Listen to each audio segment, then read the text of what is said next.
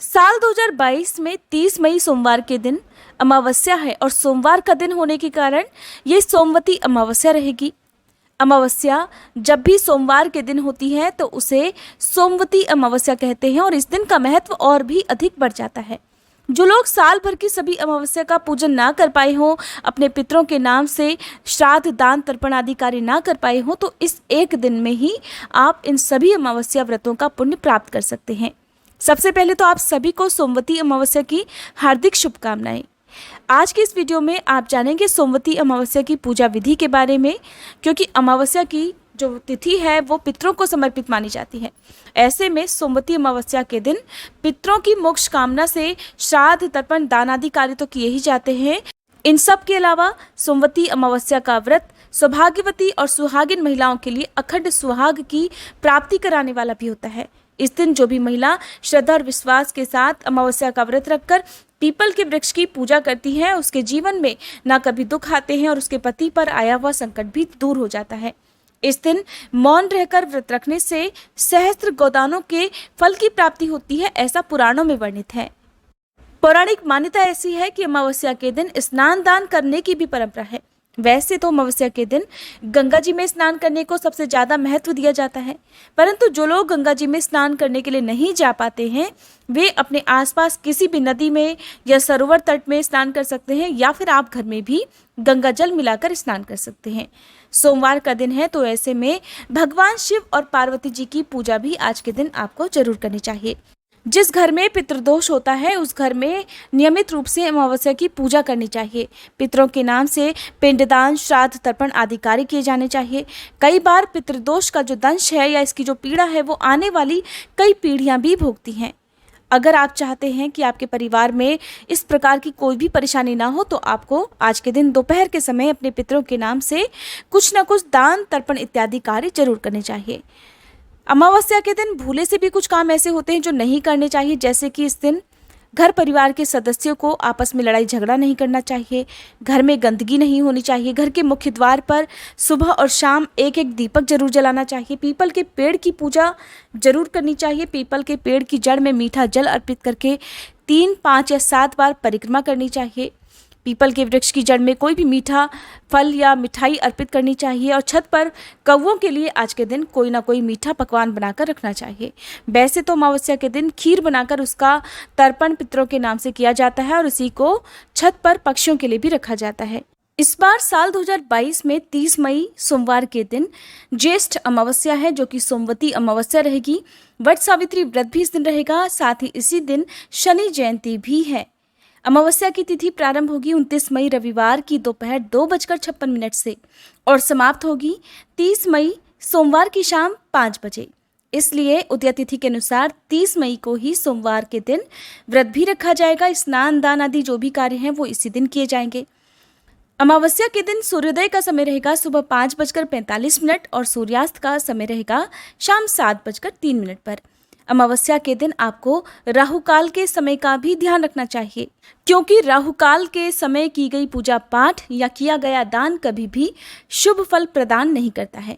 इसलिए सोमवार के दिन सुबह 8:30 से लेकर 9:30 तक राहुकाल का समय रहने वाला है। केवल सोमवती अमावस्या के दिन ही नहीं बल्कि आपको पूर्णिमा हो या अमावस्या का दिन हो, हर बार हर महीने इन बातों का ध्यान जरूर रखना चाहिए। आपको हमारी वीडियो में हर बार राहुकाल के समय का भी पता रहेगा।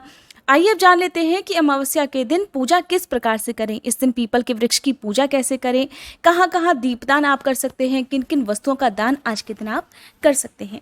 सबसे पहली बात तो देखिए, गंगा जी में स्नान करना अमावस्या तिथि के दिन बहुत ही पुण्यदायी माना जाता है। अमावस्या तिथि के दिन सभी पवित्र नदियों में देवी देवताओं का वास होता है, इसलिए ब्रह्म मुहूर्त में उठकर नदियों में स्नान करने की परंपरा है। अगर आप नदियों में स्नान ना कर पाए तो ब्रह्म मुहूर्त में या फिर सूर्योदय से पहले उठकर ही घर पर भी स्नान कर सकते हैं। इस दिन देर तक नहीं सोना चाहिए, ऐसा करने से दुर्भाग्य जीवन में आने लगता है। स्नान आदि से निवृत्त होकर सूर्य देवता को जल का अर्घ्य दें, फिर हाथ में जल या पुष्प लेकर आपको व्रत रखने का या दान देने का भी संकल्प लेना चाहिए। यदि कोई भी व्रत संकल्प के साथ किया जाए या कोई भी दान संकल्प लेकर किया जाए तो उसका कई गुना पुण्य प्राप्त होता है। ऐसी पूजा पाठ, ऐसा दान या व्रत कभी भी निष्फल नहीं होता है। सोमवार का दिन है, भगवान शिव की, माँ पार्वती की पूजा जरूर करें। शिवलिंग का अभिषेक आप करें। शिवलिंग पर आप गाय का कच्चा दूध अर्पित करें। बेलपत्र, भांग, धतूरा या आपको जो भी फल या मिठाई मिल जाए वो आप जरूर अर्पित करें। माँ पार्वती की पूजा करते समय कुमकुम, मेहंदी, सिंदूर माँ को अर्पित करें। धूप दीपक जलाएं और इस दिन पीपल के वृक्ष की पूजा और शनिदेव की पूजा भी आपको जरूर करनी चाहिए। किसी की कुंडली में यदि शनि दोष है, शनि की 7.5 या ढैया चल रही हो तो उन लोगों को सोमवती अमावस्या के दिन कुछ विशेष उपाय भी जरूर करने चाहिए, जो कि इस वीडियो में भी आपको बताए जाएंगे। सुबह को पीपल के वृक्ष की पूजा करते समय आप मीठा जल अर्पित करें। घर से ही जल लेकर जाएं, संभव हो तो घर से जल लेकर जाएं, नहीं तो आसपास जो भी मंदिर में जल होता है उसे आप अर्पित कर दें। आप आज के दिन यदि पीपल के वृक्ष की जड़ में मीठा दूध अर्पित करते हैं तो आपको ध्यान रखना है, तांबे के लोटे से ये दूध कभी भी अर्पित ना करें। आप स्टील का या अन्य मिश्रित धातु का लोटा इस्तेमाल कर सकते हैं। जल अर्पित करने के बाद 7 बार परिक्रमा करें। हो सके तो 7 बार या 3 बार आप जो है कच्चा सूत या कलावा पीपल के वृक्ष में लपेटें। ऐसा करने से भी शनि देव की कृपा प्राप्त होती है, शनि दोष दूर हो जाता है। फिर एक तिल के तेल का या सरसों के तेल का दीपक आप वहां पर जरूर जलाएं। यदि कोई विशेष मनोकामना आपकी है तो उसकी मनौती पूर्ण करने के लिए आप आटे का चौमुखी दीपक भी पीपल के वृक्ष के नीचे जला सकते हैं। पीपल के वृक्ष में वास करने वाले सभी देवी देवताओं का आह्वान करना चाहिए। पीपल के वृक्ष में साक्षात पितरों का भी वास होता है। यदि पितर अशांत हैं, पितरों की आत्मा को शांति नहीं मिली है, उनको मोक्ष नहीं मिला है, तो ऐसे में आप पितरों का ध्यान करते हुए ओम पितृ देवताय नमः इस मंत्र का जाप करते हुए पितरों की मोक्ष कामना की प्रार्थना भी जरूर करें। शनिदेव का दिन है, क्योंकि शनि जयंती भी है, तो शनिदेव के मंदिर में जरूर जाएं। शनिदेव के मंदिर में सरसों के तेल का और तिल के तेल का दीपक आप अवश्य जलाएं। इस दिन आप लोहे का एक छल्ला, काले उड़द, काले तिल शनिदेव को अर्पित करें। काला कपड़ा भी आप अर्पित कर सकते हैं, लेकिन आपको शनिदेव को चढ़ाई गई कोई भी वस्तु घर पर नहीं लानी चाहिए। साथ ही क्योंकि इस दिन दोपहर के समय पितरों के नाम से श्राद्ध, तर्पण आदि कार्य किया जाता है, तो सुबह की पूजा करते समय आप अपने सभी कुल देवी देवताओं का ध्यान करें और दोपहर में राहुकाल का समय बीतने के बाद जो पूजा की जाती है पितरों के नाम से वो दोपहर में 12 से 1 बजे के बीच में की जाती है। इसके लिए आप साफ स्वच्छ होकर खीर पूड़ी बनाएं और पितरों के नाम से खीर पूड़ी से आप श्राद्ध, तर्पण आदि कार्य करें। पितरों के नाम से आज के दिन कुछ ना कुछ दान अवश्य करें। आप जल दान कर सकते हैं, जूते, चप्पल, छतरी का दान कर सकते हैं, हाथ के पंखे का दान कर सकते हैं। आप इस दिन जो भी दान करें अपने पितरों का नाम जरूर लेकर दान करें। दान हमेशा दाएं हाथ से देना चाहिए। दान की जाने वाली वस्तुओं के साथ आप कुछ ना कुछ दक्षिणा और काले तिल जरूर रख कर दें। दान आप किसी योग्य व्यक्ति को दें, मंदिर में पुजारी जी को दे सकते हैं। आसपास निर्धन लोगों को भी दान की सामग्री आप दान में दे सकते हैं। यदि संभव हो तो इस दिन आप दोपहर के समय श्राद्ध, तर्पण आदि कार्य करने के बाद अपने घर पर ब्राह्मणों को भोजन के लिए आमंत्रित करें। यदि ब्राह्मण को भोजन के लिए आमंत्रित नहीं कर सकते तो आप गौ माता के लिए और काले कुत्ते के लिए आज के दिन भोजन कुछ ना कुछ जरूर निकालें। छत पर कौवों के लिए आप जो भी खीर पूड़ी आपने बनाई है उसे जरूर रखें, साथ में जल भी जरूर रखें। पितरों की याद में या पितरों की मोक्ष कामना के लिए आज के दिन बरगद के पौधे का दान करना या कहीं पर बरगद या पीपल का पौधा लगाकर उसकी देखभाल करने का काम भी आपको करना चाहिए। सुनसान जगह पर जाने से अमावस्या के दिन खासकर बचना चाहिए और वैसे भी सोमवती अमावस्या है तो रात के समय या दोपहर के समय सुनसान जगह पर जाने से बचना चाहिए। ऐसा करने से आसपास जो भी नकारात्मक ऊर्जा है उससे आप आराम से बच सकते हैं। रात के समय अपने घर के मुख्य द्वार पर दीपक जरूर जलाएं। सुबह के समय आप घर के मुख्य द्वार पर तोरण बांधें, जिससे आपके घर की सुख शांति को, आपके घर की खुशियों को किसी की नज़र नहीं लगेगी। अमावस्या के दिन जहाँ पर पानी में मछलियाँ हो वहाँ पर आप आटे की गोलियाँ या मछलियों को खिलाने वाला चारा डालें। ऐसा करने से भी पितृदोष दूर होता है। रात के समय आप अपने आसपास जो भी चौराहा हो वहाँ पर दीपक जलाएं। अगर चौराहे पर दीपक ना जला पाएँ तो अपने घर में जो भी पवित्र वृक्ष है, चाहे आपने तुलसी जी का पौधा लगाया हो या आसपास बेल वृक्ष हो, पीपल का वृक्ष हो, बरगद का वृक्ष हो, वहाँ पर आप एक दीपक जरूर जलाएं।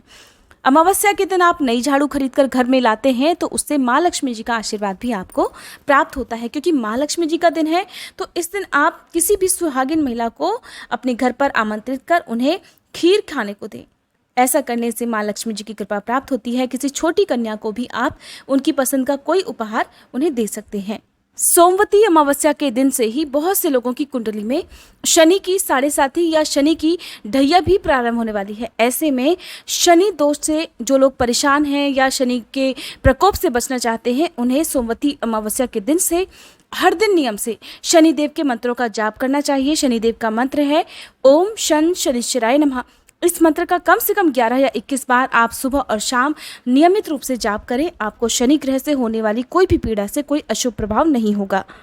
जो लोग अमावस्या का व्रत रखते हैं उन्हें भी, और जो लोग अमावस्या का व्रत ना रख पाए उन्हें भी इस दिन व्रत की कथा जरूर पढ़नी और सुननी चाहिए। इससे भी व्रत जितना ही पुण्य प्राप्त होता है। दिन भर उपवास रखने के बाद रात को आप पूजा करने के बाद अपना व्रत खोल सकते हैं। व्रत खोलते समय आप कोई भी मीठी वस्तु का भोग भगवान को लगाएं, चाहे वो खीर हो या फलों का या दूध से बनी मिठाइयों का, और उसी को प्रसाद रूप में ग्रहण कर आपको अपना व्रत खोलना चाहिए। जहाँ तक हो सके इस दिन नमक का सेवन करने से आपको बचना चाहिए।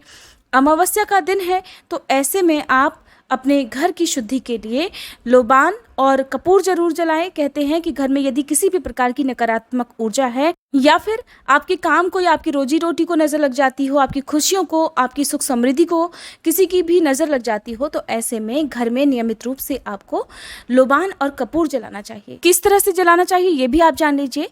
मिट्टी के एक बड़े दिए में आप कपूर और लोबान जलाएं। लोबान और कपूर जलाने के बाद जो इसको धुआं होता है उसे मंदिर के पूरे कमरे में, आपके जितने भी कमरे हैं उन सभी में चारों ओर घुमाएं, किचन में घुमाएं। उसके बाद अपने घर के मुख्य द्वार पर इस दीपक को रख देना चाहिए। ये थी आज की वीडियो। उम्मीद करती हूँ जानकारी आपको पसंद आई होगी। अगर आप सुनना चाहते हैं सोमवती अमावस्या की कथा तो इसकी वीडियो भी आपको हमारे चैनल पर जल्दी मिल जाएगी। वीडियो अगर अच्छी लगी हो तो प्लीज़ वीडियो को लाइक करके चैनल को सब्सक्राइब करना मत भूलिएगा, ताकि हमारे चैनल पर अपलोड होने वाली सभी वीडियोज़ की जानकारी आपको समय से मिल सके।